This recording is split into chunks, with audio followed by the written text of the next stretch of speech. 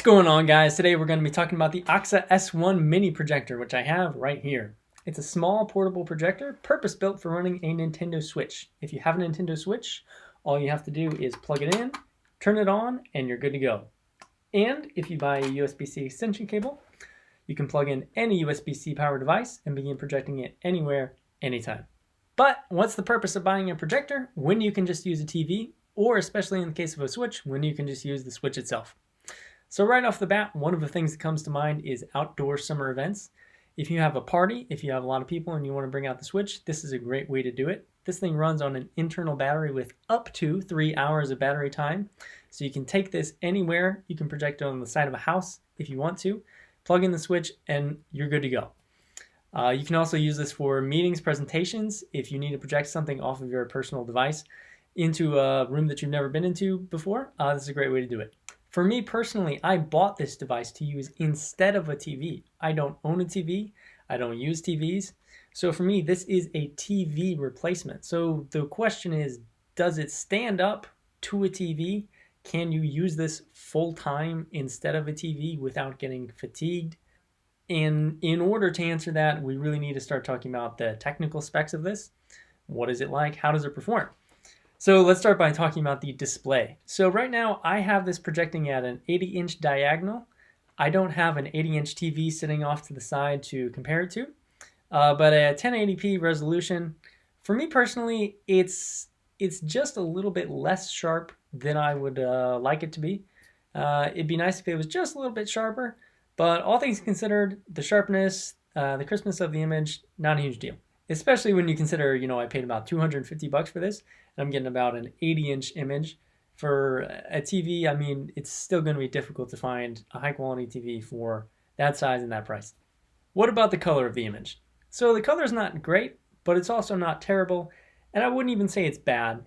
There is what seems to be a very slight tint. I can't tell exactly what kind of color the tint is, but there seems to be a little bit of a tint. The color kind of seems maybe it's not quite right, but it's not terrible, and it doesn't make it unplayable.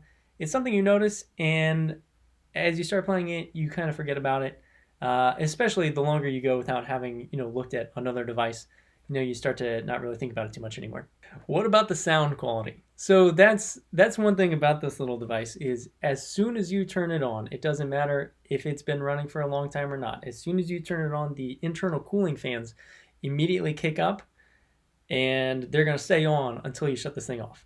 So I'm really sensitive to noises like that, so I think I'm a good judge of whether this is too obnoxious or not. So my opinion is, especially once you turn the sound up and you start playing a game, you stop noticing the sound coming off the fans pretty quick, so it's not a huge deal. But if for some reason you're operating this in a really quiet environment and you're not running sound, and especially if you're not playing a game, I think this is going to be something you're going to notice.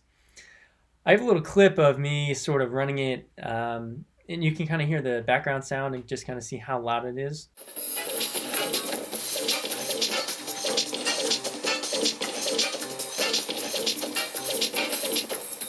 So by now you have a little bit of a sense of some of my thoughts on this projector and the quality of it, but before I, kind of go into my recommendations and what I think about using this full time, let's kind of step through the menu a little bit and kind of see what options we have available to us as a user. So we pull up the main menu here, and we have picture mode, and here we can change things like contrast, brightness, color, sharpness. Ultimately, I found that these don't do a whole lot to change the picture, but I think this is true of most displays, so not a whole lot of marks off there. You have a variety of color temperature options, but I found that leaving it on the default tends to be the best. You also have aspect ratio, noise reduction, but most importantly, you can set the brightness. So if you're running on a power supply and not on battery mode, you're definitely going to want to turn on the boost mode, which is not enabled by default, and this makes a big difference. Here I am off of boost mode, and here I am on boost mode. Again, it's a pretty big difference. You're going to definitely want to run boost mode. And there's also a volume menu where you can adjust the bass and treble levels. And one cool thing about this projector is it has a standard tripod mount right on the bottom. So if you're a person who's into photography or videography and you have a tripod, this is going to be really easy to set up. You just plug it in, put it on your tripod, and put it anywhere you want. If you don't have a tripod, I think you will have to, you may want to buy one, or it's going to be a little bit of work trying to find something that's just the right height for how to be able to, set this thing up. But if you have a tripod, that's a great option. Okay, so now you're asking, Josh, you've been using this thing instead of a TV for $250. Again, it's not a really expensive projector. How does it hold up? How do you enjoy using this thing?